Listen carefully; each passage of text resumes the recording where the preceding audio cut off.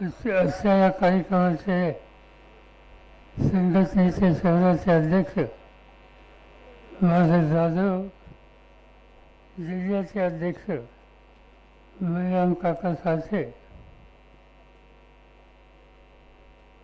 सक्षणाताई सरकार सरकार, पक्षाचे निरीक्षक शेखर वाणे, पश्चिम महाराष्ट्राच्या अध्यक्षा प्राध्यापक कविता मेहते, महेश कोथे, नलिनी चंद्रले, अभिजित पाटील, महेश गादेकर, सुधीर खरसकर, या ठिकाणी उपस्थित असलेले नागेश फाटे, लताताई भुताळे, सुवर्णा शिवफुले आणि ज्यांनी हा सगळा सोहळा आयोजित केला त्या शहराच्या प्रमुख सुनीताताई रोते,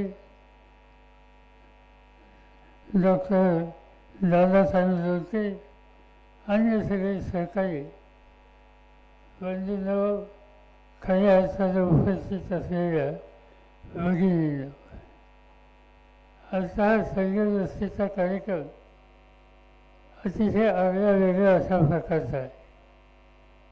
मला आठवतं आहे की मी राज्याचा मुख्यमंत्री असताना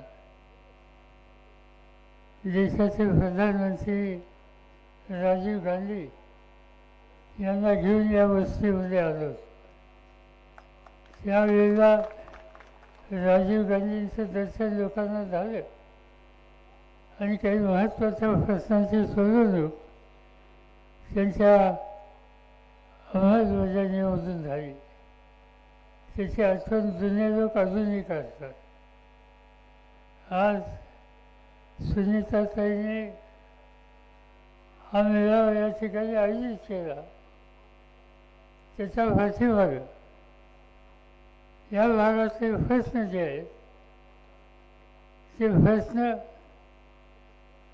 विजेच्या दराचा प्रश्न असेल, पिण्याच्या पाण्याचा प्रश्न असेल, याच्याकडं आजच्या सरकारचं महानगरपालिकेचं लक्ष नाही आणि ते लक्ष न देण्याची त्यांची भूमिका ही बदलण्याच्यासाठी राष्ट्रवादी काँग्रेस पक्षाने प्रयत्नांची पराकाष्ठा करावा आणि तुम्हा लोकांच्या जीवनामध्ये समस्या सोडवलेला दिवस यावा हा सुनीताताईंचा उद्देश होता आणि त्यामुळे ही आजची या ठिकाणची वेळाची होत.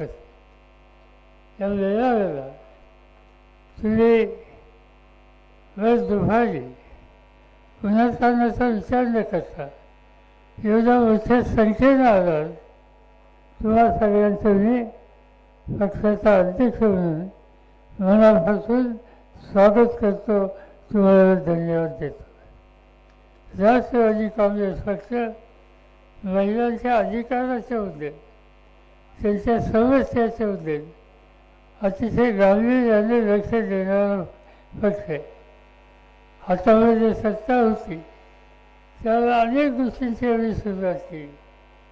मला आठवतं आहे की महिलांना नगर परिषद असो, जिल्हा परिषद असो, अन्य संस्था असो, त्या ठिकाणी काम करण्याच्या संबंधीची संधी ही द्यायची असेल तर स्त्रियांना आरक्षण देण्याचं गत्यंतर नाही, ही भूमिका व्यासपीठावर बसलेल्या पक्षाच्या सगळ्या सरकारांनी त्या ठिकाणी मांडली. आणि म्हणून देशात पहिल्यांदा महिलांना नगरपालिका, पंचायत समिती, जिल्हा परिषद, सरकारी संस्था या सगळ्यामध्ये आरक्षण दिलं आणि त्याचा परिणाम आपण गेले काही वर्ष बघतो आहोत. कुठे ना कुठे महिला निवडून आल्यात आणि महानगरपालिकेचं महापौर पद, स्टँडिंग कमिटीचं अध्यक्षपद या संस्था त्या ठिकाणी उत्तम रीतीने चालवतात. याच्याबरोबरच आपण जिल्हा परिषद असो, पंचायत समिती असो, तिथेही संधी आज त्या ठिकाणी दिली. मी अनेक ठिकाणी बघतो हा निर्णय ज्यावेळी आम्ही घेतला त्यावेळी सुरुवातीला महिलांच्या मागं त्यांचे पतिदेवसुद्धा यायला लागले. पण नंतरच्या काळामध्ये महिलांची जागृती झाली आणि आज हे निर्णय फक्त महिला घेतात ज्यांना प्रश्नाची माहिती अधिक आहे अशांच्या मार्फत धोरणं साधवायची भूमिका आज या राज्यात घेतली गेली आणि हा निकाल आपण घेतला. याचं स्वागत देशामध्ये केलं गेलं. राजीव गांधींनी त्या आरक्षणाचा विषय 33% 50% नेलं आणि त्याचा परिणाम आज हिंदुस्थानामध्ये ठिकठिकाणी महिलांचे राज्य आलेले आहे. कर्तृत्वाचा वागता हा काही फक्त पुरुषाकडे नसतो. पुरुष जरूर कमाई करत असेल पण कर्तृत्व घर चालवणं या सगळ्या गोष्टीमध्ये महिला जेवढं लक्ष देऊ शकतात तेवढा पुरुष देऊ शकत नाही. आणि म्हणून महिलांच्या हातामध्ये संधी ही दिली पाहिजे. आम्ही इतर थांबलो नाही. आम्ही जरूर आरक्षण दिलं पण पहिल्यांदा काही क्षेत्र महिलांच्यासाठी खुली केली. आपण उद्या त्याला 26 जानेवारीला दिल्लीची परेड ही बघाल. दरवर्षी 26 जानेवारीला लष्कराच्या अधिकाऱ्यांचं प्रदर्शन हे आपण दिल्लीमध्ये बघतो टेलिव्हिजनवर. इतके वर्ष त्याचं नेतृत्व पुरुष करत होते. पण आम्हा लोकांच्या हातामध्ये सत्ता आली त्यावेळी एक महत्त्वाचा धोरणाचा निर्णय हा मी घेतला आणि तो म्हणजे 11% जागा लष्करामध्ये महिलांना देण्याच्याबद्दलचा. आज महिला मुली लढाऊ विमानं चालवतात, लढाऊ उंची चालवतात, संघर्षासाठी उभ्या राहतात, हातामध्ये शस्त्र घेतात, देशाच्या सीमेचं रक्षण करतात, देशाच्या रक्षणाच्यासाठी पुढाकार घेतात. आणि म्हणून उद्याच्या 26 जानेवारीच्या परेडचं नेतृत्व तुम्हाला बघायला मिळेल की महिला करतात. हा आमूलाग्र बदल करण्याचं धोरण आम्ही लोकांनी केलं. त्या काळामध्ये असा धाडसी निर्णय घेण्याच्यासाठी कुणी तयार होत नव्हतं. अनेक क्षेत्र अशी आहेत की त्याच्या ठिकाणी संधी दिली पाहिजे. मला तुम्ही सांगितलं की कर्तृत्व दाखवायची संधी ही त्यांनाच दिली तर ते उत्तम काम करू शकतात. दुसऱ्या बाजूनं काही परिवर्तनाचे निकाल घेतले. एक महत्त्वाचा निकाल घेतला त्याच्याबद्दल टीका चिरफाडली झाली आणि तो निकाल असा की नवऱ्याच्या संपत्तीमध्ये 50% वाटा त्याच्या बायकोचा असला पाहिजे. शेती असेल, 10 एकर जमीन असेल, 5 एकर नवऱ्याच्या नावाने ठेवा, 5 एकर पत्नीच्या नावाने ठेवा.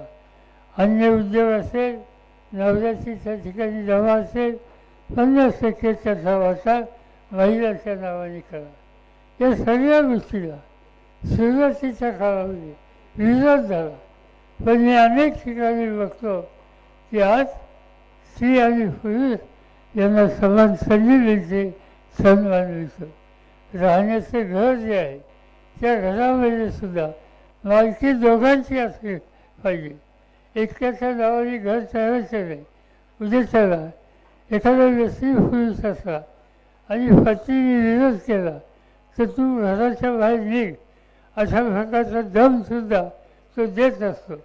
आणि ते व्हायचं नसेल तर त्याला छणकून सांगावं लागेल घर तुझ्या एकट्याचं नाही, 50% वाटा माझा आहे.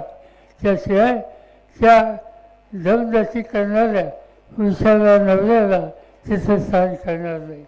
हे सगळे निकाल या ठिकाणी घेतले आणि त्याच्या मागं भूमिका एकच आहे.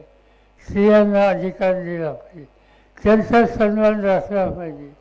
स्त्रीचा सन्मान राखला तर माझी खात्री आहे की कुटुंब बदलतं. आज कुटुंबामध्ये मुलांचा संस्कार करण्याचं काम हे स्त्रिया करतात, वडील करतात. आणि त्यासाठी जोपर्यंत त्या स्त्रीच्या घरात एक उंची स्थान जर नसेल तर त्यांना आणि त्यांच्या सल्ल्याला कोणी महत्त्व देणार नाही. आणि म्हणून हे सगळे प्रागतिक निकाल घेतले गेले.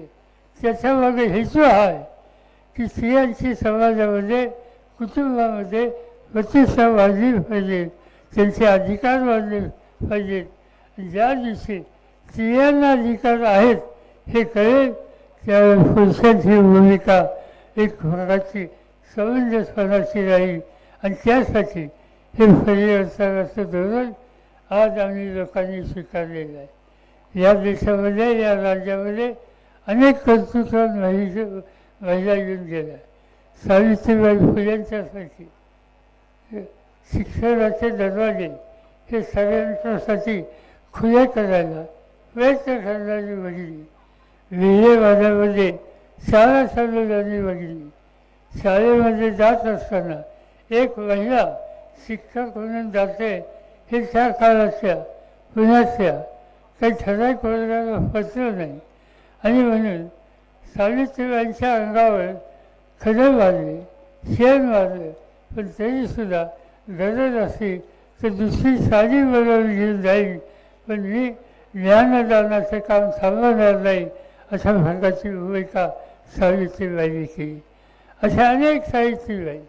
आज अहिल्याबाई होळकरांचं नाव घेता येईल, अलीकडच्या काळामध्ये इंदिरा गांधींचं नाव घेता येईल.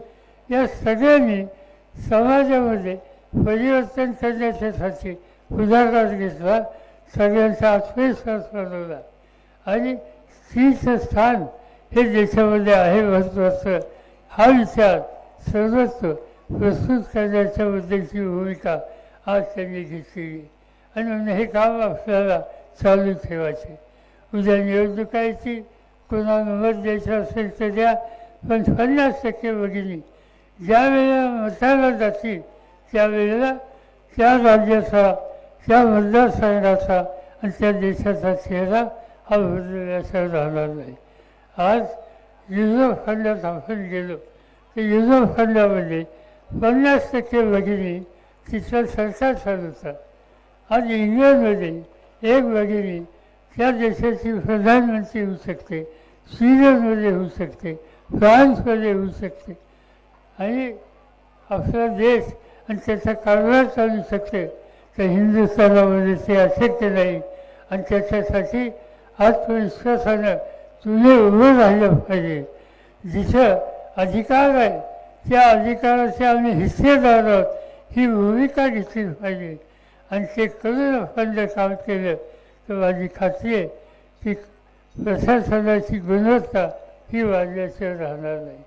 हे सगळे निकाल आम्ही घेतो त्याचं कारण ते की स्त्रियांचा आत्मविश्वास, त्यांचा अधिकार, काम करण्याची त्यांची भूमिका याला शक्ती दिली पाहिजे. आणि तेच काम आज राष्ट्रवादी काँग्रेस पार्टी विचारांनी करतो. मला अतिशय आनंद आहे की आज तुम्हा सगळ्यांच्या समोर कविता मिळते. या प्राध्यापिका आहेत त्यांनी भूमिका मांडली. सक्षराताई संघ एक धनगर समाजाची उस्मानाबाद जिल्ह्यातली एक तरुणी कुठल्याही प्रश्न मांडायला कष्टाने पुढे येते. सगळं महाराष्ट्राच्या कानाकोपऱ्यात जाते आणि नव्या पिढीच्या भगिनीचा, मुलींचा आत्मविश्वास वाढवते. एक मोठं काम त्या आणि त्यांच्या सगळ्या सहकारी करतात. या सामुदायिक कष्टातून परिवर्तन होईल आणि ते परिवर्तन महाराष्ट्राचा सामाजिक चेहरा बदलण्याच्यासाठी उपयोगी पडेल याचा मला पूर्ण विश्वास आहे. आणि म्हणून आपण एकत्र राहूया, एकत्र काम करूया. अन्यायाच्या विरुद्ध संघर्ष करण्याची वेळ आली तर ते करूया. आणि हा देश, हा समाज, हे राज्य चालवण्याची कुवत आम्हा स्त्रियांच्यामध्ये हा इतिहास तयार करूया. ते तुम्ही कराल अशाच प्रकारचा विश्वास या ठिकाणी बाळगतो. आणि मला पुढे जायचं असल्यामुळे अधिक वेळ न घेता मी माझे 2 शब्द संपवतो. जय हिंद, जय महाराष्ट्र.